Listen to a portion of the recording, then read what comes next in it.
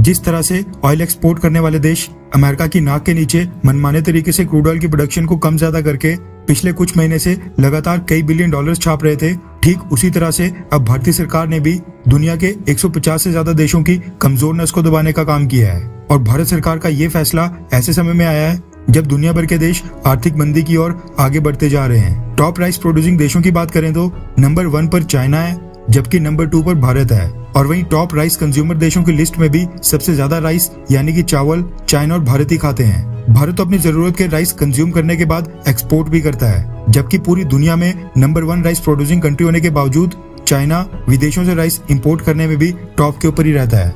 भारत न सिर्फ अपने देश के लोगों बल्कि दुनिया भर का पेट भरता है। साल 2021 के आंकड़ों के मुताबिक दुनिया के टॉप 5 राइस एक्सपोर्टर देशों की बात करें तो नंबर 1 पर इंडिया आता है, नंबर 2 पर थाईलैंड, नंबर 3 पर पाकिस्तान, नंबर 4 पर वियतनाम और नंबर 5 के ऊपर अमेरिका आता है। आपको ये जानकर खुशी होगी कि भारत न सिर्फ नंबर 1 पोजीशन के ऊपर है बल्कि इंटरनेशनल राइस मार्केट का सबसे बड़ा प्लेयर भी भारत ही है, क्योंकि भारत और 2nd पोजीशन पर बैठे थाईलैंड के एक्सपोर्ट्स में बहुत ही बड़ा डिफरेंस है। दुनिया भर के राइस एक्सपोर्ट्स का 38% अकेले भारत ही एक्सपोर्ट करता है, जबकि थाईलैंड 13% के करीब, पाकिस्तान, वियतनाम और अमेरिका 7 से 8% के करीब करते हैं। कहने का मतलब है कि अगर भारत ने राइस एक्सपोर्ट्स के ऊपर बैन लगा दिया तो 38% राइस इंटरनेशनल मार्केट से गायब हो जाएगा, जिसका मतलब है कि इंटरनेशनल राइस मार्केट में राइस के प्राइसेस 8 से 10 गुना तक बढ़ सकते हैं। पिछले साल 2021 में भारत ने 150 से ज्यादा देशों को 9.6 बिलियन डॉलर्स की कीमत के राइस एक्सपोर्ट किए थे।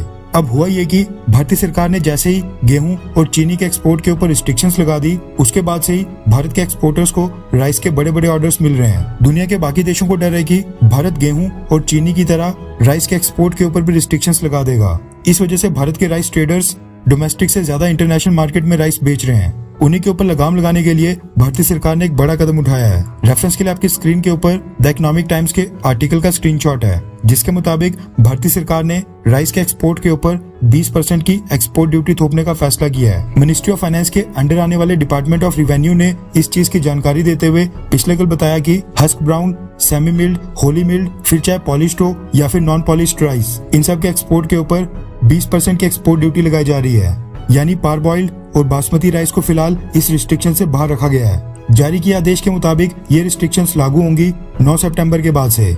रिपोर्ट्स के मुताबिक फूड मिनिस्ट्री ने ही सरकार को राइस के एक्सपोर्ट के ऊपर रिस्ट्रिक्शंस लगाने को बोला था, ताकि पब्लिक डिस्ट्रीब्यूशन सिस्टम और प्रधानमंत्री गरीब कल्याण अन्न योजना के तहत जो राइस बांटा जाता है उसके लिए पर्याप्त स्टॉक्स में कमी ना आए। क्योंकि हम पिछले काफी महीनों से देख रहे थे कि रशिया यूक्रेन युद्ध के बाद से भारत से राइस एक्सपोर्ट्स बहुत ही तेजी से बढ़ रहे थे।